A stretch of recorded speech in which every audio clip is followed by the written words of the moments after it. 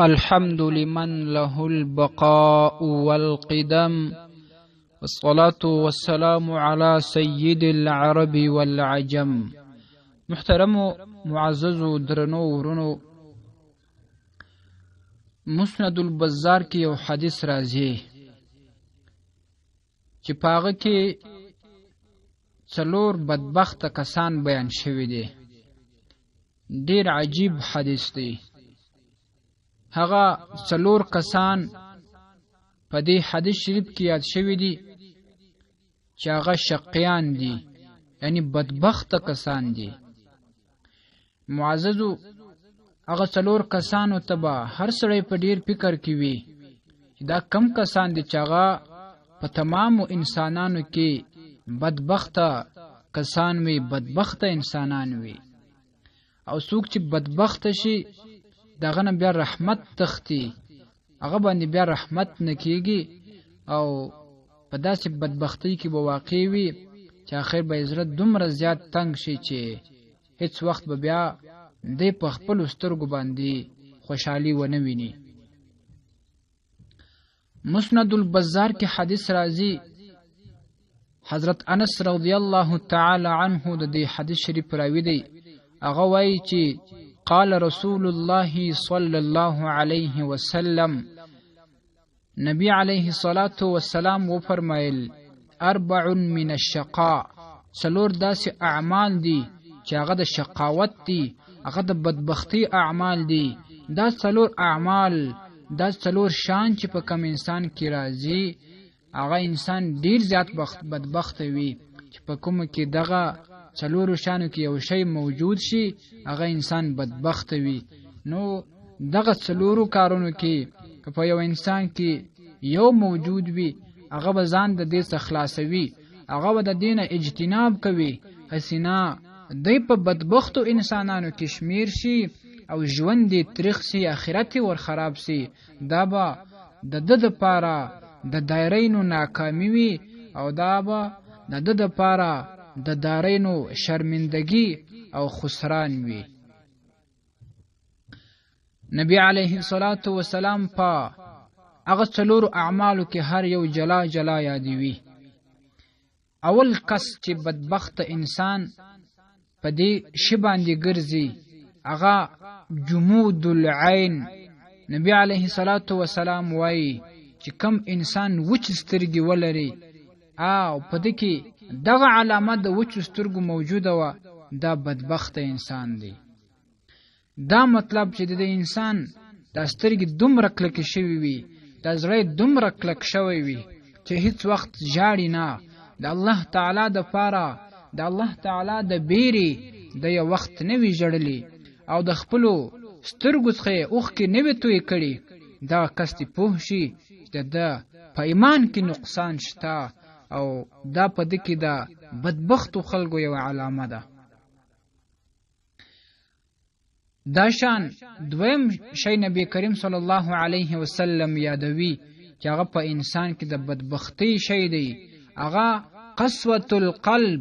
د یو انسان زړه ډیر کلک وي، هر څه ظلم کوي، هر څه بد کوي، هر څه د مسلمانانو سره دوکې کوي، خو په دا زړه کې نرمي نه وي، هیڅ وخت زړسوی پر چا باندې نه لري چې هر څومره ظلم وکړي خو بیا هم زړه دومره کلک شوی وي چې هیڅ نرمي په دې کې نه راځي. دا انسان دی پوسی د ده په ایمان کې نقصان شته، د ده په دې زړه کې دغه نقصان موجود دی چې دغه عمل به یې په بدبختۍ ته ور واچوي او دا عمل باندې به دی بدبخته وګرځېږي. د دې څخه وروسته به هر سړي په فکر کې دا راځي چې اوس مونږ په سترګو کې اوښکې څنګه پیدا کو، مونږ ته خو ژړا نه راځي، مونږ څنګه وژاړو. معززو په بل حدیث شریف کې دا راځي چې نبی علیه الصلاة والسلام وایي چې که تاسو ته ژړا نه درځي، حتی د ژړا چم وکړي هغه هم د ژړا په حالت کې درېږي، الله ته هغه هم قبول دي. که چیرې تاسې د خلکو په مخ کې شرمېږي، د ژړا چم نسئ کولی، د شپې راکښېنه، الله ته د ژړا چم وکړه. د ژړا چم خو به کولی شي، الله ته وژاړه، په زور وژاړه، د ژړا چم ورته وکا او دا وای چې یا الله توبه مې قبول کا، په زړه کې مې نرموالی پیدا کا او زړه مې را نرم کا. دا خو به کولی شي. او دا شان یو انسان به وای چې زه د زړه نرموالی په څه شی باندې پیدا کم. د زړه نرموالی هغه محدثین لیکي د دې حدیث شریف په شرح کې چې د انسان زړه ډیر کلک شوی وي، دا هغه د زړه نرموالی په څه شی باندې راځي. بیا وایي چې انما یقع بتذکیر الموت، انسان دی د مرګ او د خپل مړینې یاد ډیر ځان ته کوي چې زبا یو څو ورځې بعد وفات کېږم، زبا سباله دی دنیا زم. نو چې کله خپل مرګ دته یاد وي او خپل قبر ورته یاد وي او خپل آخرت ورته یاد وي، بیا به د دې انسان په زړه کې نرموالی راځي او دا شان دی به د ثواب کارونه کوي. او دا شان کم کارونه چې د ثواب کړي وي په قبر کې د آخرت په ورځ باندې دته د هغې اجر ورکول کېږي، هغه به د په زړه کې وي، هغه به خپل ځان ته را یادوي چې یا الله ته هغه قبول کا. او کم بده ګناه بد فعل چې ورنه شوی وي د هغه به دی په زړه کې ډېر د هغه نه ډارېږي د دې عذاب به الله تعالی راکړي. او احوال القیامت، او د قیامت کې کم سخت احوال دي او د هغې کم حالات دي، هغه به په خپل ذهن کې راولي چې ما ته به د قیامت په ورځ، ما ته به په قبر کې الله کم عذاب را کوي. ما پلانې ګناه کړې ده، ما هغه ښکاره ګناه کړې ده، ما هغه پټه ګناه کړې ده، پر هغو ګناهونو باندې به رب لا یزال ته توبه وباسي. نو د هغه وروسته د په زړه کې بیا نرموالی راځي. نو چې کله په زړه کې نرموالی راشي بیا د سترګو نه اوښکې راځي، چې د سترګو نه الله رب لا یزال ته اوښکې راشي، یو څوک ورته وژاړي نو د هغه توبه قبلیږي. کله چې یو انسان توبه قبوله شي د هغه ځای جنت وي او هغه د نیکبختو انسانانو نه ګرځي.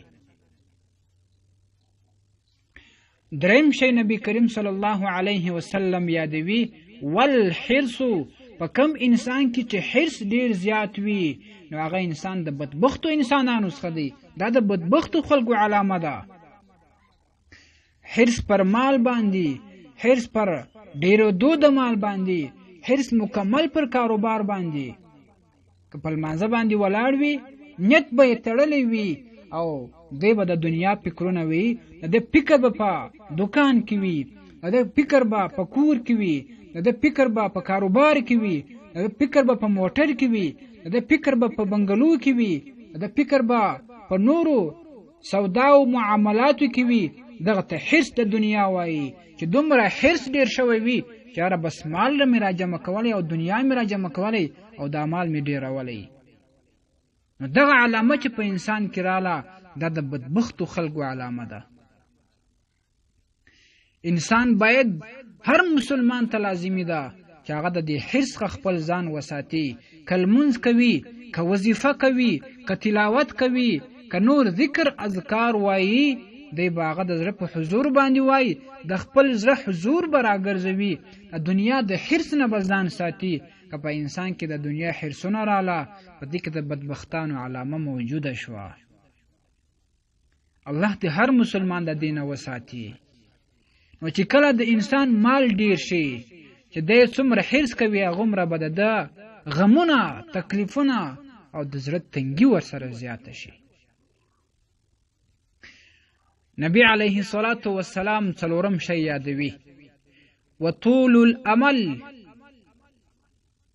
ډیر زیات فکرونه کول، ډیر زیات دا په زړه کې راګرځول چې ها هغه پلانې د لوړ قیمت والا موټر زما وای، د لوړ قیمت والا کور زما وای او داسې ډیر لوی کاروبار مې وای.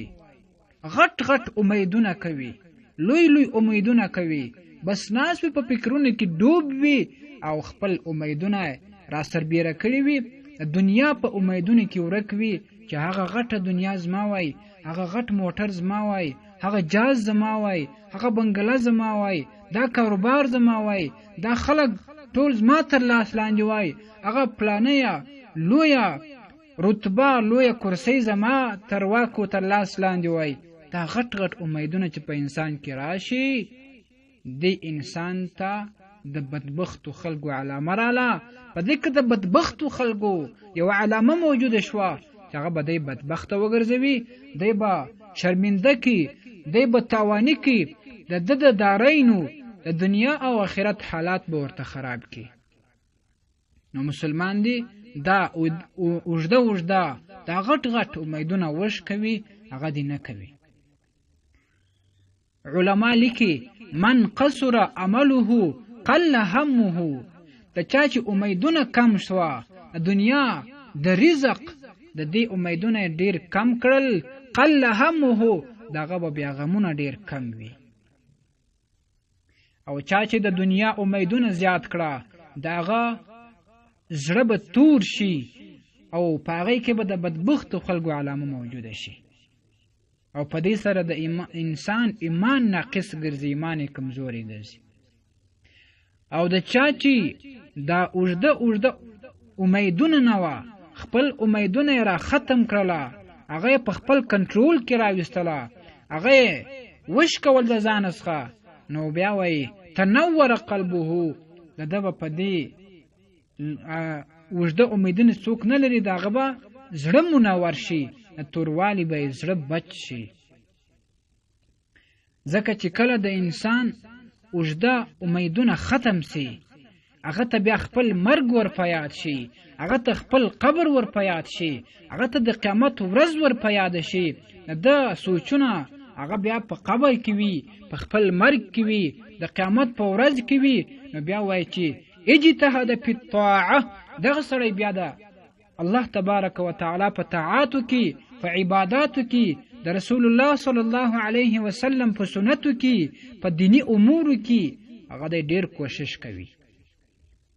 نو دا د انسان د پاره بیا نیکبختی ګرځي چې انسان د آخرت په د کور د پاره د آخرت په ژوند کې دا کوشش کوي چې هلته نیکی لاسته راوړي، هلته نیکبختی خپل لاسته راوړي.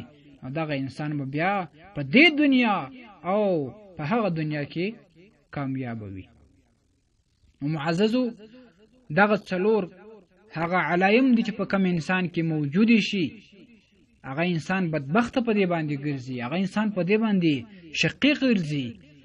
نو که کم انسان ځان د شقاوت د بدبختۍ څخه ژغوري، د بدبختۍ څخه خپل ځان راباسي، هغه به د دې څلورو علایمو څخه خپل ځان ساتي، اجتناب به ورنه کوي.